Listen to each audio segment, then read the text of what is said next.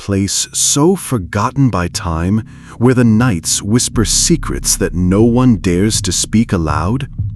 Deep in the heart of Pakistan lies a small, almost invisible village, a place where shadows move on their own and people vanish without a trace. Locals call it the Silent Hollow, but no one really knows why it's silent until you experience it yourself. Tonight, I'll take you on a journey to uncover the chilling truth behind this cursed village, a story so eerie that even the bravest souls fear to speak about it. So, stay with me, because what you're about to hear might just keep you awake tonight. The Silent Hollow isn't marked on most maps.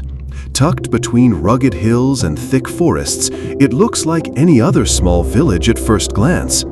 But as the sun sets, a heavy silence falls.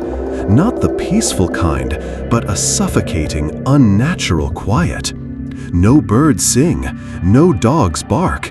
Even the wind seems to stop here.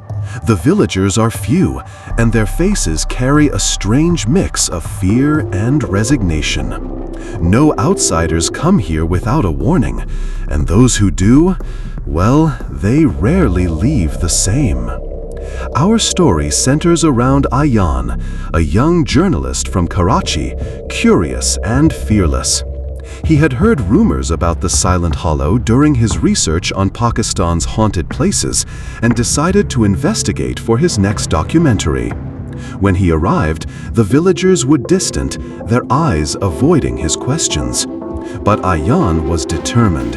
He wanted to find the truth behind the disappearances and strange happenings. What he didn't know was that some truths are better left buried. On his first night, Ayan stayed in an old guest house at the village edge. Just as darkness swallowed the sky, strange noises began. Soft whispers, footsteps echoing in empty corridors, doors creaking open on their own. He told himself it was just the wind or his imagination, but when he looked outside, he saw shadows moving between the trees. Shadows that didn't belong to any person. His heart pounded. This was no ordinary village. The next morning, an elderly villager approached Ayan quietly. "You should leave before the sunset," he warned. "The hollow doesn't like strangers. It takes what it wants." When Ayan pressed for more details, the old man's eyes darkened. 10 years ago, a curse fell on this place. Every decade, someone disappears. The village suffers in silence, but the hollow always demands its due. Ayan was skeptical, but intrigued. A story like this was exactly what he wanted. As days passed, Ayan found signs of the curse everywhere. Photos of missing people hung on walls, their eyes staring blankly. Villagers spoke in hushed tones of a spirit called Sehar, a ghostly figure who roams the woods, seeking revenge for an ancient betrayal. According to legend, Sehar was a woman wronged by the villagers centuries ago. Her anger had twisted into a curse, trapping the village in a cycle of fear and death. One night, while walking near the forest, Ayan heard a soft singing, haunting and beautiful, yet terrifying. He followed the voice deeper into the woods, where the moonlight barely touched the ground. Suddenly, the singing stopped.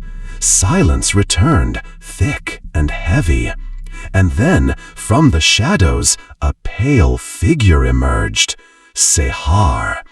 Her eyes glowed with sadness and fury. Ayan froze, unable to move or speak.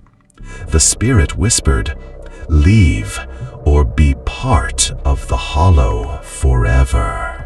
Ayan ran back to the village, heart racing. But when he reached the guest house, it was empty. No sign of anyone, not even the elderly villager who warned him. Panic set in.